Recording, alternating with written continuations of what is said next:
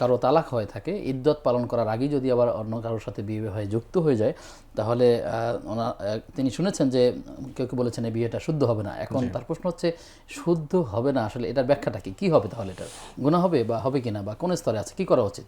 জি, সুন্দর প্রশ্ন। যদি কেউ তালাকপ্রাপ্ত হন তাহলে তার ইদ্যত 3 মাস। আর যদি কারো স্বামী মারা যায় তাহলে 4 মাস 10 দিন।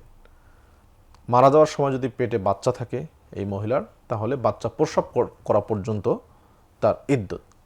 ইদ্যত শেষ হওয়ার আগেই যদি এই মহিলা অন্য কোথাও বিয়ে বসেন, তাহলে সেই বিয়েটা শুদ্ধ নয়, এই বিয়েটা বাতিল। এটাকে বলে ফাসখ, অর্থাৎ এই বিয়ের জন্য তালাক লাগবে না, এটা এমনিতে বাতিল হয়ে যাবে। যেহেতু বিয়ের জন্য যে শর্ত, সেই শর্তটি পাওয়া যায়নি। এরকম অবস্থায় যদি কেউ বিয়ে করে, জেনে শুনে করলে অবশ্যই মারাত্মক হারাম গুনাহ, কবিরা গুনাহে লিপ্ত হলো তারা, জেনা হবে এটা। আর যদি কেউ না জেনে করে, তাহলে তো না জানার কারণে তাদের গুনাহ হয়তো হবে না, কিন্তু জানার সাথে সাথে এই বিয়েটা ফাসক বা বাতিল হয়ে যাবে। বাতিল হওয়ার জন্য কোনো তালাক লাগবে না, কিছুই লাগবে না।